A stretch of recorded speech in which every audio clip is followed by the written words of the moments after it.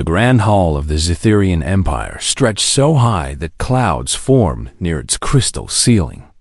Riley Mitchell had never seen anything so beautiful and so terrifying at the same time. The young cadet stood at the far right of humanity's first diplomatic delegation, trying not to shake while Ambassador Chen Wei spoke with Queen Vex Alia. The queen sat on a throne made of what looked like frozen starlight, and her violet skin seemed to glow in the strange light of the hall. Riley was only 19 years old and had graduated from Earth's Stellar Academy just 3 months ago. Being chosen for this mission was supposed to be an honor, but right now it felt like a mistake. The other delegates were all experienced, important people, and Riley was just there to make the numbers right. The Zetherians required exactly 5 representatives for formal negotiations, so Riley got picked as the 5th. It was supposed to be simple. Stand quietly. Look professional. Don't embarrass humanity. Queen Vexalia had 6 eyes arranged in 2 rows across her elegant face, and all of them seemed to track every movement in the hall.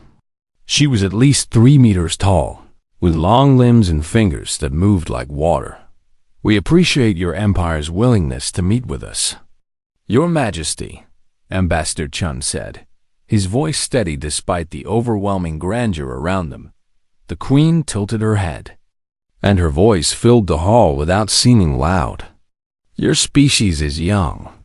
You have barely left your home system, yet you come here with confidence. Captain Sarah Okonkwo, humanity's military advisor, stepped forward slightly. We come in peace, Your Majesty, but we're not without strength. Strength? The queen's multiple eyes seemed to shimmer with amusement.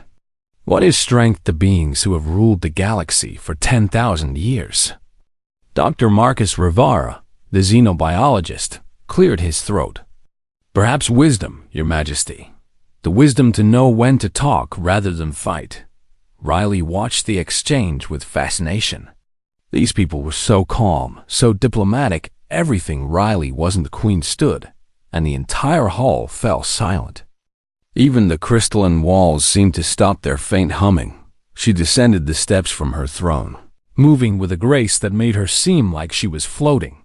Her eyes swept across the human delegation, studying each person. Ambassador Chen bowed slightly. We hope this can be the beginning of that human will be mine, the queen said, her voice cutting through the ambassador's words like a blade through silker. Long finger pointed directly at Riley. Every eye in the massive hall turned to stare at the youngest member of the delegation. Riley's heart hammered so hard it hurt. Your Majesty? Ambassador Chen's diplomatic composure cracked for the first time. I'm sorry, but what do you mean? I invoke the right of first selection, Queen Vexalia announced. When my empire meets a new species, I may claim one individual to serve as my personal retainer. This is our ancient law. Captain Okonkwo moved in front of Riley protectively. With all respect, Your Majesty, Riley Mitchell is a member of our delegation. We can't simply hand over our people. The queen's 6 eyes fixed on the captain. You misunderstand. This is not a request. It is a statement of what will occur. The claimed individual will serve in my palace for 1 stellar cycle, learning our ways and representing their species. 10 years. Dr. Rivera exclaimed. You want to take a teenager from Earth for 10 years? I want nothing, the queen replied coolly. I have claimed. If you refuse, your species will be barred from the galactic community. You will be alone in the dark between stars, unknown and unprotected. Riley finally found their voice. Why me? The words came out barely above a whisper. I'm nobody important. I'm just a cadet. For the first time, the queen looked directly at Riley, and her gaze felt like being seen all the way through. That is precisely why, she said. You are young. You are unrefined. You are exactly what I require. Ambassador Chen pulled the delegation into a tight huddle. This is insane, he whispered urgently. We can't agree to this. We don't have a choice, Engineer James Park said quietly. If we refuse, humanity gets cut off from the entire galaxy. Captain Okonkwo looked at Riley with anguished eyes. We can fight this. We can appeal to other species. Find another way. Riley took a shaky breath. The weight of what was happening pressed down like a physical force. One choice, made right now, would determine humanity's future among the stars. I'll do it, Riley said. No. Captain Okonkwo grabbed Riley's shoulder. You don't have to sacrifice yourself. Yes, I do, Riley interrupted, surprised by the steadiness in their own voice. If I say no, billions of humans back home lose their chance at the stars. I can handle 10 years. Ambassador Chun looked like he wanted to argue, but he knew the mathematics of the situation. Are you absolutely certain? Riley wasn't certain at all. Everything in their body screamed to run, to refuse, to let someone else handle this impossible burden. But Riley thought about Earth, about the dreams of reaching out to other worlds, about all the people who would never get to see what Riley was seeing right now. I'm certain. Riley lied. The delegation turned back to face the Queen. Ambassador Chun's voice was tight with barely controlled anger. Cadet Riley Mitchell accepts your claim, Your Majesty, but we want guarantees of safety, regular communication, and you will receive none of those things, the Queen interrupted. The claim belongs to me now. They will be treated according to our customs. Not yours, however. They will not be harmed. And when the cycle ends, they will be returned. When do I? Riley started to ask. Now, the Queen said. You have 1 solar day to prepare.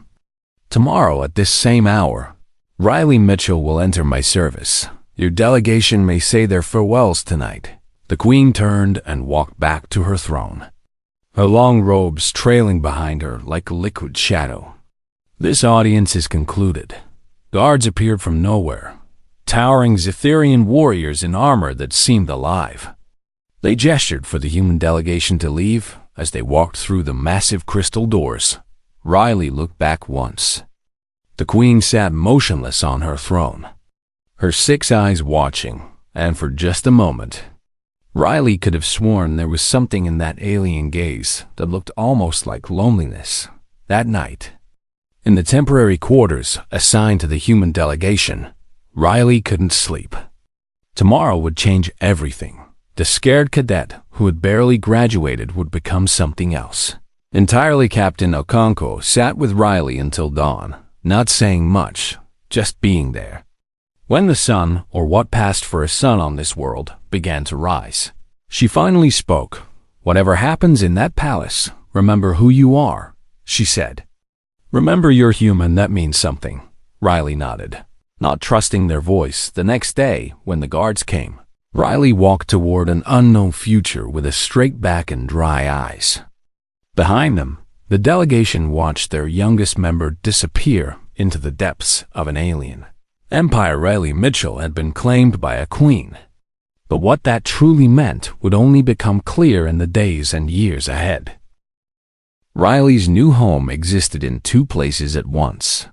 The Palace of 1,000 Stars occupied normal space, but parts of it folded into dimensions that human physics couldn't quite explain. Rooms connected in ways that shouldn't work, and windows showed views of places that might not even exist. The chamber assigned to Riley was beautiful in an alien way. The walls shifted colors based on time of day, and furniture grew from the floor like crystalline plants. But no matter how lovely it was, it still felt like a cage made of glass. In the first morning, a Zetherian servant arrived to teach Riley proper dress. The clothes were elegant but uncomfortable, designed for bodies with different proportions than human ones. You will address all Zetherians with proper titles, the servant explained in clipped tones. You will not speak unless spoken to. You will attend the Queen when summoned, and you will learn our ways with grace. Riley tried to remember everything, but it was like drinking from a waterfall. Too much information, too fast. The servant's name was Crixenal, and he clearly despised his new assignment. In 3,000 years, I have trained retainers from 60 species, he said. Never have I been given someone so utterly unprepared. I'm sorry. Riley said automatically. Do not apologize. Crixnell snapped. Apologies are for those who have caused harm through intention. You cause harm through incompetence, which is different now. Walk again, and this time, do not lumber like a cave. Creature. The days blurred together in a haze of lessons. How to bow. How to serve. How to stand in the presence of nobility. Every movement had meaning. Every gesture carried weight Riley didn't understand. Other retainers watched Riley with open hostility. A being with scales and forearms actually hissed when Riley walked past. Human trash. It muttered in Galactic common. The Queen dishonors us all. Riley learned quickly to eat alone. To avoid the common areas, to become invisible. Except when required to be seen, the Queen herself appeared randomly, without warning. Sometimes Riley would be practicing proper posture, and suddenly she would be there, watching with those 6 unsettling eyes. What do you fear most? She asked once, appearing in Riley's chamber at midnight. Riley, startled awake, stammered. Your Majesty, I fear disappointing you. Liar, the Queen said without anger. You fear being forgotten. You fear that your sacrifice means nothing. She left before Riley could respond. Another time. The Queen found Riley in the palace gardens, which were filled with plants from 100 worlds. What makes humans weep? She asked. Riley thought carefully. Loss, mostly when we lose people we love, or when we fail to protect something important. Do you weep often? Not as much as I want to, Riley admitted. Sometimes crying feels like giving up. The Queen made a sound that might have been approval or disappointment. Riley couldn't tell which 3 weeks passed, and Riley had barely survived Crixnell's brutal training. The protocol master showed no mercy, correcting every mistake with sharp words and disapproving glares. Then came the announcement. Riley would face the arena of understanding in 3 days. Impossible, Crixnell said flatly when the summons arrived. No retainer faces the arena with less than a year of preparation. This is a death sentence to your reputation. What is the arena? Riley asked Crixnell, his expression softened slightly, which was somehow more frightening than his usual scorn. It is a test of cultural knowledge. You will be presented with scenarios requiring deep understanding of Zetherian history, philosophy, and values most retainers study for years before attempting it. And if I fail, you will be exiled from the palace. Your people will be shamed. The Queen will be seen as having chosen poorly. Crixnell said, in 3,000 years, only 2 retainers have failed the arena. Both became outcasts, broken by their disgrace. Riley spent the next 3 days trying to absorb centuries of Zetherian culture. It was like trying to memorize an ocean vast, deep, and ultimately overwhelming. The palace library contained knowledge from 10,000 years of civilization. Riley's human brain couldn't hold even a fraction of it on the second night. Exhausted and despairing, Riley wandered into a part of the palace that seemed less traveled. The corridors here were darker, quieter, more like what Riley imagined a palace should be. Rather than the perfect crystalline halls everywhere else, a massive door stood slightly open, and through it, Riley could see an observatory. Stars filled the viewports, millions of them, more than anyone on Earth had ever seen with naked eyes. The Queen stood alone at the center of the room, looking up at the galaxy she ruled. Her 6 eyes were open, but they seemed distant, unfocused. Riley should have left, should have backed away before being noticed, but something in the Queen's posture stopped them. She looked tired in a way that went beyond physical exhaustion. Your Majesty, Riley said softly, knowing it was wrong to interrupt but unable to stay silent. Are you well? The Queen turned, and for just a moment, her regal mask slipped. Riley saw something ancient and weary and terribly, terribly lonely. Then the mask returned. You should not be here, she said. I know I'm sorry. I was lost. You are always lost, the queen replied, that there was no cruelty in it. That is what makes you interesting. She gestured to the stars. I have ruled this empire for 3,000 years.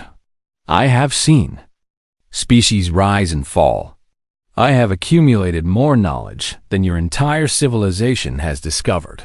That sounds amazing, Riley said. It sounds exhausting, the queen corrected. Tell me, young human, what you do when you have experienced everything, when you have learned everything, when every day is a repetition of the 1,000 days before it. Riley had no answer. How could someone barely 19 respond to a being who had lived for millennia? I chose you because you know nothing, the queen continued. Every other species sends me their best, their brightest, their most accomplished. They bore me within hours. So I'm here to be entertainment? Riley felt a flash of anger. No, the queen said. You are here because I am hoping you can show me something I have not seen, something none of my advisors, my scholars, my perfectly trained courtiers can show me. What's that? I do not know, the queen admitted. If I knew, I would not need you. She walked toward the door, then paused. The arena will destroy you if you fight it on its own terms. Do not try to be what you are, not try to be what you are. Then she was gone, leaving Riley alone with the stars, and a puzzle that seemed impossible to solve. The day of the arena arrived too quickly. Riley stood in the center of a massive amphitheater, while thousands of Zetherians watched from tiered seats that climbed toward the sky. Holographic scenarios played out around Riley. Each one presented a situation requiring knowledge of Zetherian customs, history, and philosophy. The first scenario: a dispute between two noble houses over territory. Riley was supposed to resolve it using ancient precedent. Riley failed.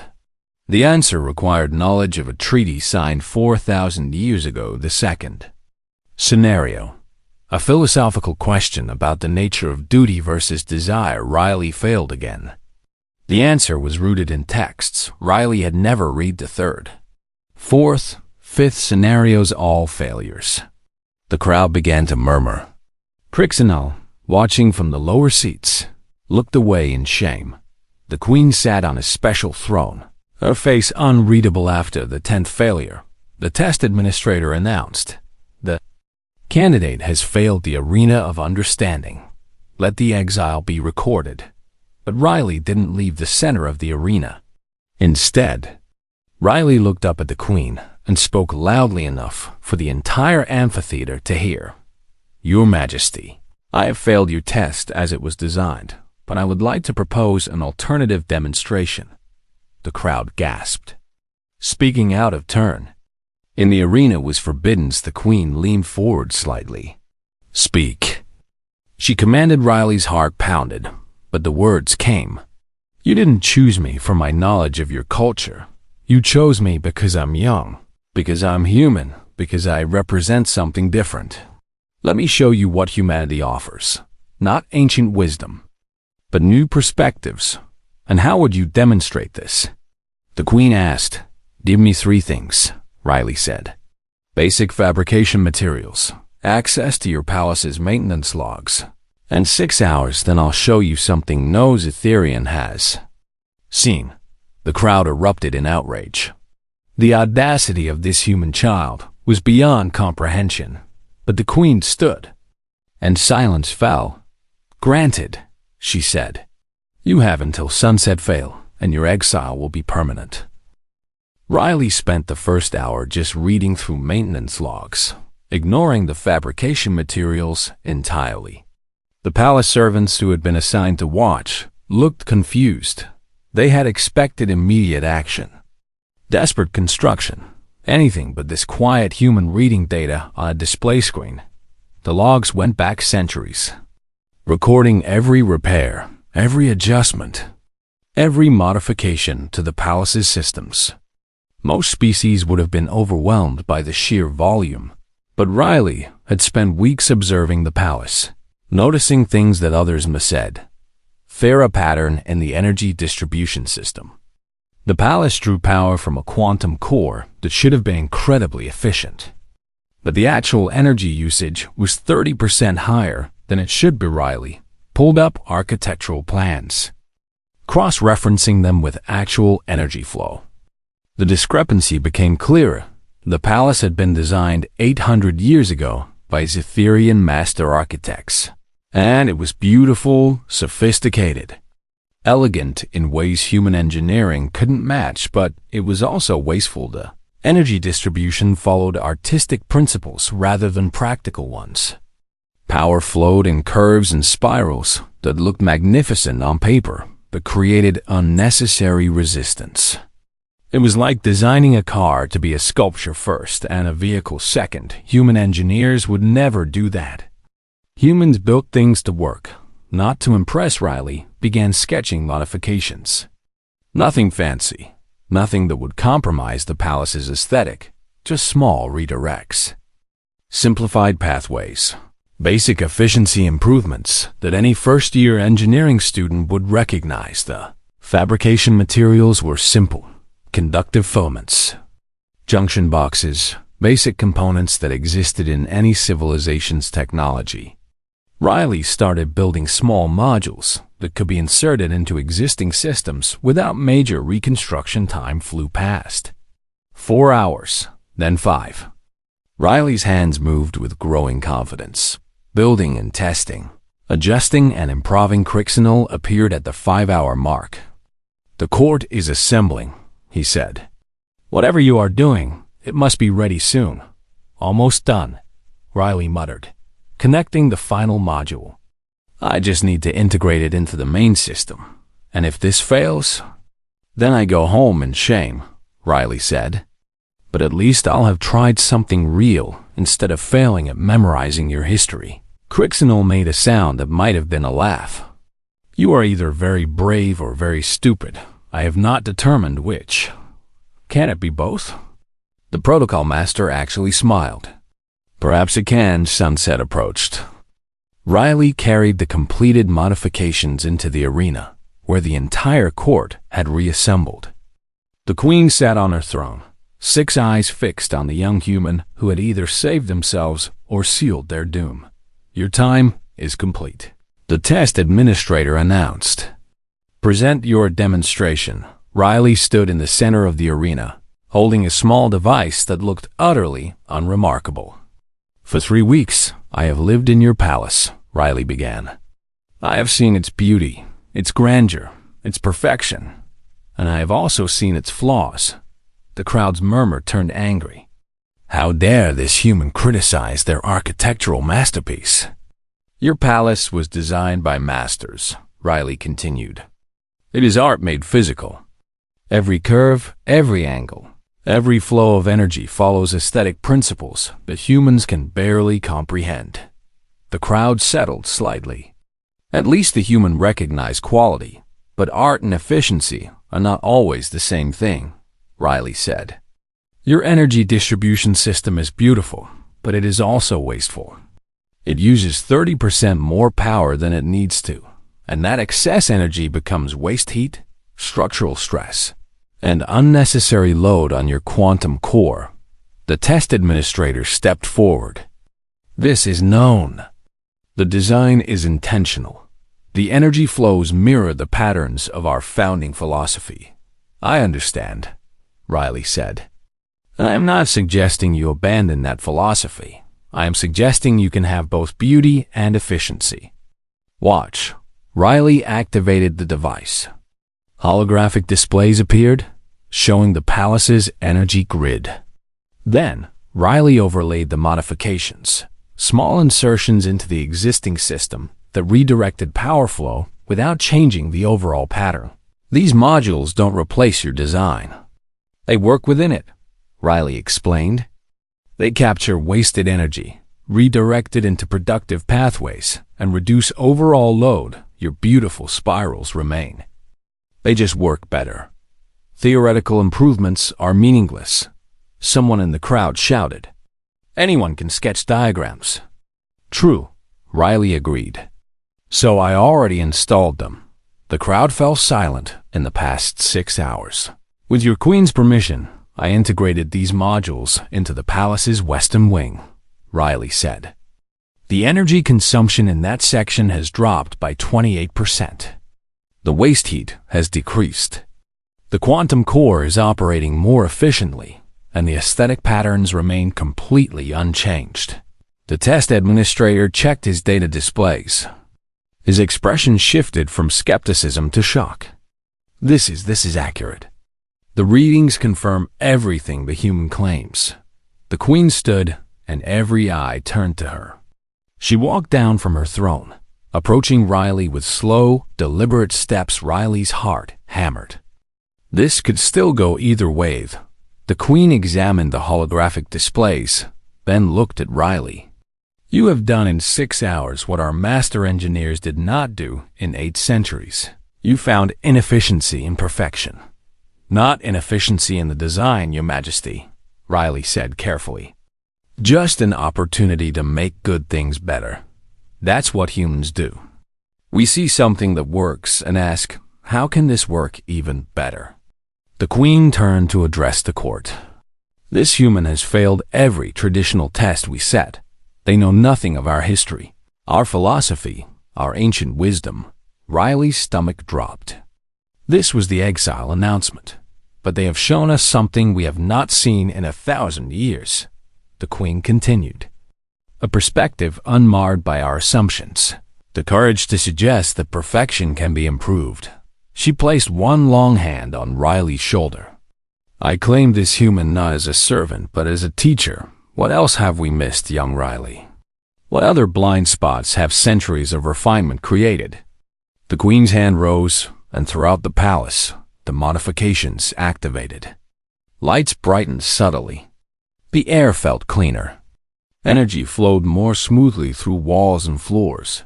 The crowd saw their perfect palace become slightly more perfect. And the cognitive dissonance was visible on every face. The human passes the arena, the queen announced. Not through knowledge of our past, but through insight into our present. Let this be recorded as a new precedent. Crixnell looked like he might faint. No one had ever passed the arena through anything except traditional knowledge. But the queen wasn't finished.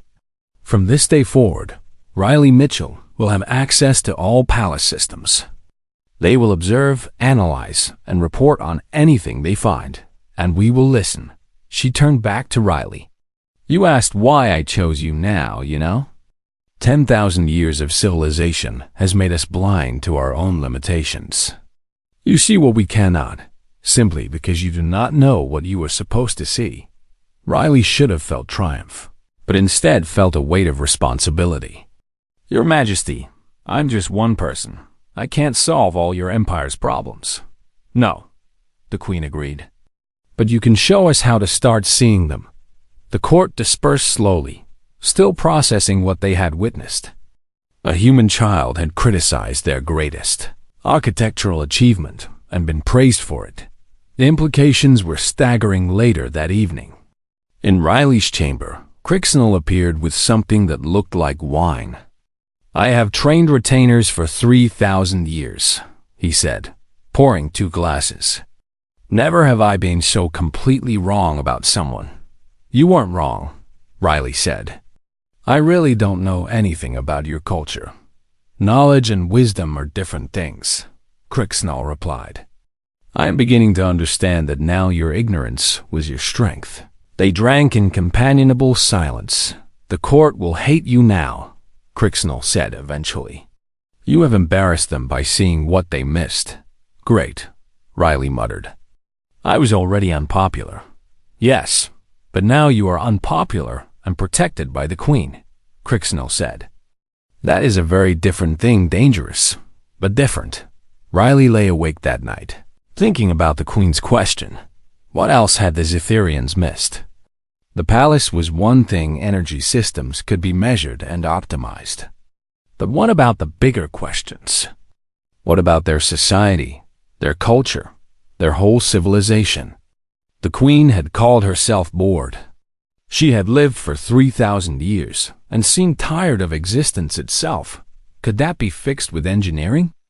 Could human perspective solve something that fundamental? Riley didn't know, but for the first time since being claimed, felt something other than fear. It was purpose. Terrifying, overwhelming purpose, but purpose nonetheless outside the window. The alien stars shone bright, and somewhere among them, Earth spun on its axis. Riley's family, friends, everyone back home had no idea what their youngest diplomat had just done. They had passed an impossible test, not by being smarter or better educated, but by being willing to see differently. That was humanity's real gift. Riley realized not strength or technology or ancient wisdom, but the courage to look at perfection and say, this could be better. It was a dangerous gift in an empire that prized perfection above all else, but it was the gift the Queen had chosen, and Riley would have to learn to use it well. 3 months had passed since the arena. Riley now moved through the palace with a strange new status. Not quite nobility, not quite servant. Something in between that made everyone uncomfortable. The modifications to the palace had spread throughout the structure. Energy efficiency had improved across every system. Other young species retainers had started approaching Riley, asking questions, seeking advice, but the Zitherian courtiers remained cold. Riley had exposed their blind spot, and they would never forgive that the Queen summoned Riley more frequently now.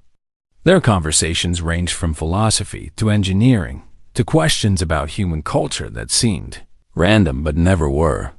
Why do humans fight so much? She asked one evening in her private observatory. We fight because we disagree, Riley said. And we disagree because we're still figuring things out. We don't have thousands of years of refined culture telling us what to think. That sounds chaotic. It is, Riley admitted. But it also means we're always changing, always adapting. Sometimes we adapt in terrible ways, but at least we're not static. The Queen was silent for a long moment. My people have not truly changed in 2,000 years, she said finally. We reached what we consider perfection, and stop, we maintain. We preserve, we refine, but we do not grow. Is that why you're bored? Bored. The Queen's laugh was bitter. I am not bored, young human, I am terrified. Riley had never heard fear in the Queen's voice before. Of what? Of irrelevance, she said.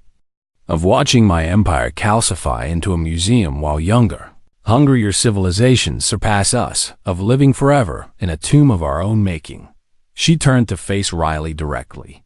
I have claimed beings from younger species every century for the past 1,000 years, brilliant individuals, all of them. Some became friends, some became advisors, some simply served their time and left. What happened to them? They failed, the Queen said flatly. They saw our problems, but they could not help us change. They either absorbed our culture and lost what made them unique, or they remained outsiders who could not bridge the gap. And you think I'm different? I think you are too young to know you should fail, the Queen said, which gives you a chance the others lacked. Before Riley could respond, alarms began sounding throughout the palace. Not the gentle chimes of normal notifications, but harsh, urgent warnings that made Riley's teeth hurt. The Queen's expression hardened. We are summoned to the War Council. Riley had never been to a war council. They followed the Queen through corridors that shifted and changed, arriving at a chamber that looked like it was carved from a single massive crystal. 12 Zitherian military commanders stood around a holographic display showing star systems. Each commander was ancient, covered in military honors, and utterly terrifying. Your Majesty, the lead commander bowed. We have confirmation. The Krell Dominion is mobilizing its fleets. How many? The Queen asked. All of them. Another commander replied. Every warship, every carrier, every strike force. They are preparing for total war. Riley stared at the display. Red markers showing Krell forces outnumbered the blue Zitherian markers significantly. Why now? The Queen asked. The Krell have always been aggressive, but never suicidal. They believe we are weak, a female commander said. Our lack of military innovation over the past millennium has been noted. Our tactics, while powerful, are predictable. The Krell think they have solved us. The Queen studied the display with those 6 unsettling eyes. Analysis? We will win, the lead commander said. Our technology is superior. Our ships more powerful, but casualties will be severe. The war will last decades, and entire systems will be destroyed. Unacceptable, the Queen said. Your Majesty, with respect, there are no other options, another commander argued. The Krell will not negotiate. They see us as ancient relics ready to be toppled. Riley watched the commanders discuss strategy. They were brilliant, experienced, confident, and completely inflexible. Every tactic they proposed was based on centuries-old doctrine. They would position their superior forces here, apply overwhelming firepower there. Grind down the Krell through attritionate was strategy designed for an enemy that fought the same way they did traditional. Predictable, following established rules of engagement, but the Krell markers on the display moved erratically. Their formations looked chaotic, almost random. Riley spoke without thinking. They're not trying to beat you at your own game. Every eye in the room turned to stare. What did you say? The lead commander asked, his tone dangerous. Riley swallowed hard but continued. The Krell, they're not arranging their forces to counter your traditional tactics. They're positioning to create chaos, to force you into situations where your superior technology doesn't matter as much. A human child presumes to lecture us on military strategy? A commander sneered, but the Queen held up one hand. Explain, she commanded Riley. Earth fought a lot of wars before we reached the stars, Riley said. Often against enemies with better technology, we learned that if you can't win a straight fight, you change the nature of the fight. You make it unpredictable, chaotic, focused on speed and adaptation rather than power. The Krell are primitives, a commander said dismissively. Barely 3,000 years old as a spacefaring species. Exactly, Riley said. They don't know they're supposed to lose, so they won't fight the way you expect them to. The Queen looked at the display with new eyes. Continue. Your strategies are based on perfect information and logical responses, Riley said, gaining confidence. But what if the Krell don't respond logically? What if they sacrifice entire fleets just to create confusion? What if they attack where you're strong instead of where you're weak, just because it's unexpected? That would be foolish, a commander said. It would be unpredictable, Riley countered. And unpredictability defeats planning. The room fell silent finally. The Queen spoke. What would humans do? Riley took a breath. This was insane. A 19-year-old cadet, giving military advice to beings who had fought wars for millennia. Humans would prepare for chaos, Riley said. We'd train our forces to adapt on the fly, to make decisions without waiting for orders. We'd develop multiple backup plans and be ready to throw them all away. We'd fight dirty if we had to, because survival matters more than honor. Disgusting. A commander spat. Effective, the Queen corrected. Riley Mitchell, you said humans learned to fight enemies with superior technology. That implies you won some of those wars.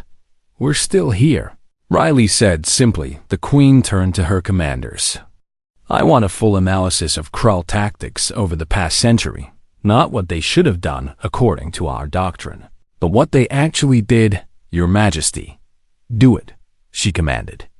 And I want scenarios developed for chaotic, illogical enemy actions. Assume the Krell will do everything wrong by our standards and determine how we respond. The commanders looked like they had been asked to drink poison, but they bowed in acknowledgement after the council dispersed. The Queen walked with Riley back through the shifting corridors. You have done something dangerous today, she said. I spoke out of turn, Riley said. I'm sorry. No, the Queen replied. You showed my commanders that their certainty is a weakness. They will hate you for it, but they needed to see it. She stopped walking. I am going to do something unprecedented. I am going to ask your people for help. Help with what? Military advisors, the Queen said. Humans who understand chaotic warfare, who can teach my forces to think differently. If the Krull are truly preparing for total war, I need more than one human perspective. Earth will help, Riley said. But, your commanders won't listen to humans, Riley said.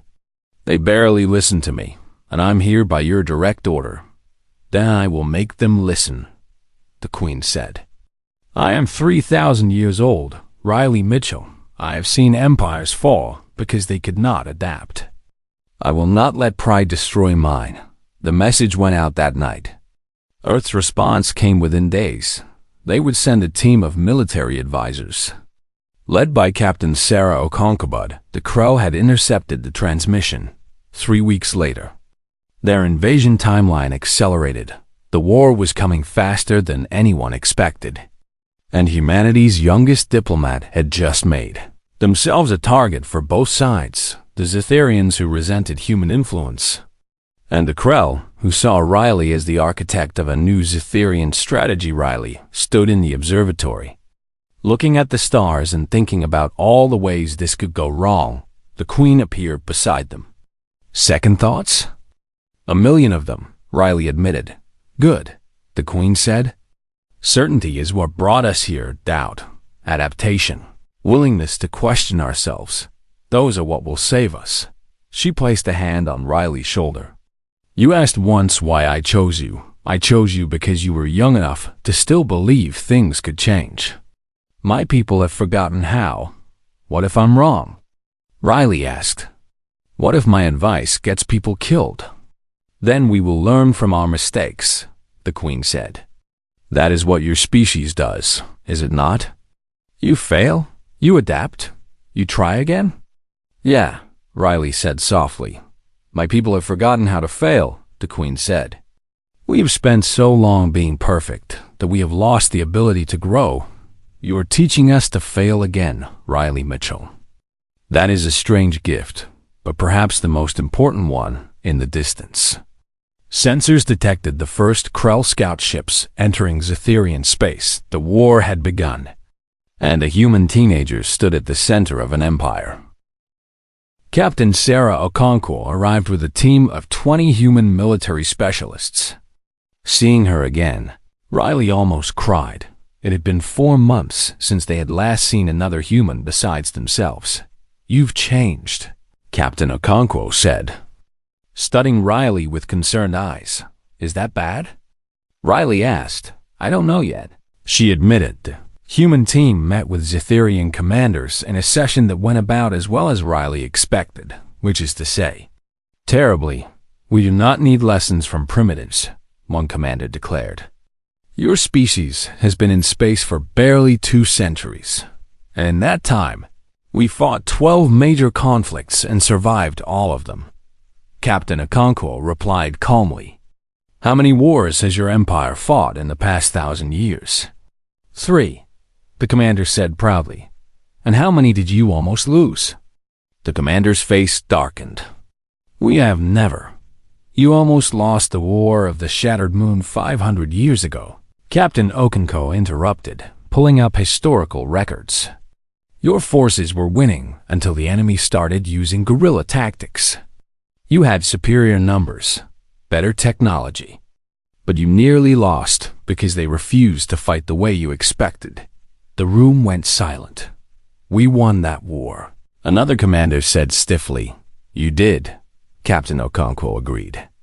But it took you 40 years longer than it should have, and cost millions of lives, all because you couldn't adapt to an enemy that fought dirty. The Queen, who had been watching quietly, finally spoke. What do you propose? Joint training exercises, Captain Okonkwo said. Your forces and ours, working together, will show you human tactics. You'll show us Zetherian capabilities. We'll find a middle ground that combines your power with our flexibility. "This is madness." A commander muttered. "This is survival," the Queen said. "We begin immediately." The first exercise was a disaster. Zitherian forces moved in perfect formation. Every ship positioned exactly where doctrine required. Beautiful, precise, and completely predictable human forces scattered like startled birds, regrouped in unexpected locations. An attack from angles that made no tactical sense. The Zitherians won the simulation. But barely. "Your formations are chaos," a Zitherian captain complained. "Your formations are predictable," a human lieutenant countered. "We knew exactly where you would be. That is the point," the captain said.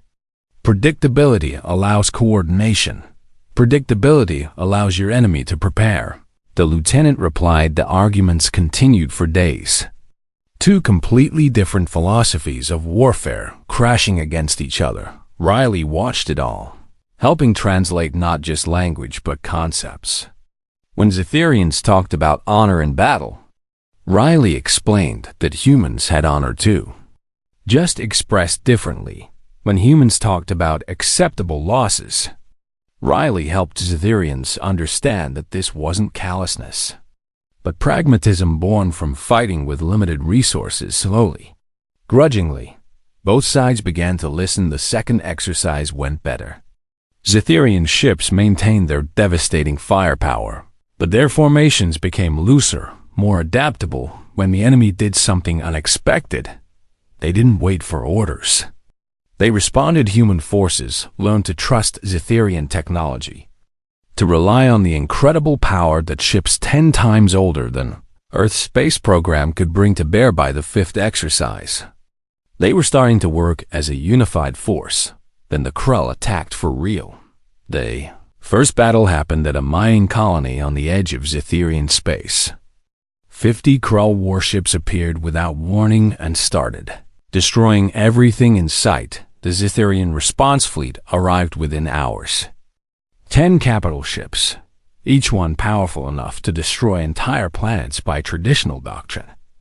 The Zitherians should have positioned themselves in optimal firing positions and systematically destroyed the Krell fleet instead.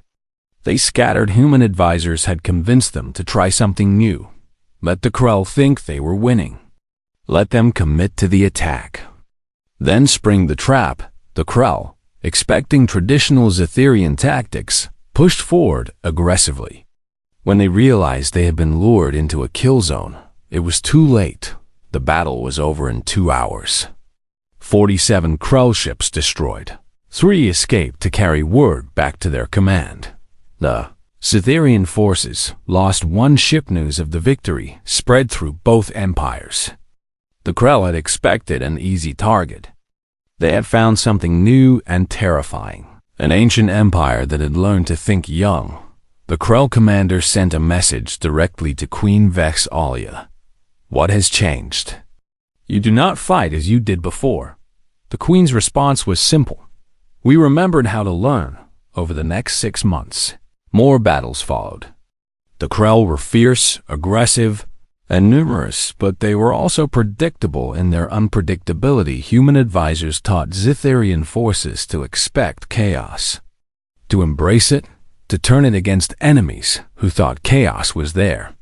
Advantage Zitherian power, combined with human adaptability, became something neither species could achieve alone. The turning point came at the Battle of the Nexus Gate, a strategic location that controlled access to 3 major star systems. The Krell committed everything. 200 warships, their entire reserve fleet. Zitherian forces, now fighting alongside human vessels, numbered 80 ships. By traditional calculation, the Zitherians would lose. By traditional calculation, they should have retreated. Instead, they did something no Zitherian force had done in 1,000 years. They took a massive risk. Riley watched the battle from the command center on the palace. Captain Okonkwo was out there, leading the human contingent. Riley's heart hammered with every update. The Zitherian fleet split into multiple groups, appearing to scatter in disarray.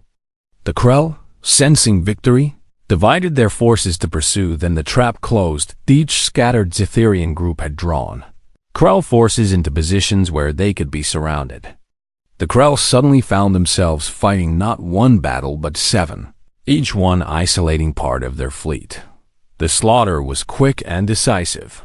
The Krell lost 140 ships. The Zitherians lost 12 after that. The Krell sued for peace.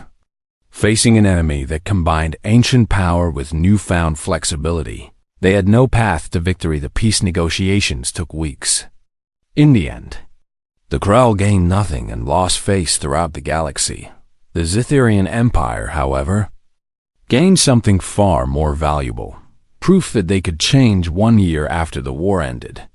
Riley stood in the same throne room where they had first been claimed. The Queen addressed the assembled court. For 10,000 years, our empire has stood as a beacon of refinement and perfection, she said. But perfection is a kind of death.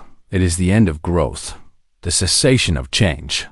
She gestured to Riley. This human came to us knowing nothing of our culture, our history, our ways, and in that ignorance, they saw what we could not, our own stagnation. Today, I announce the creation of the Academy of Young Wisdom, the Queen continued. A place where beings from younger species will teach, and Zitherians will learn not as masters and students, but as equals seeking growth. The court stirred. Some in approval, some in outrage, but none could deny that the human experiment had worked. Riley Mitchell, the Queen said.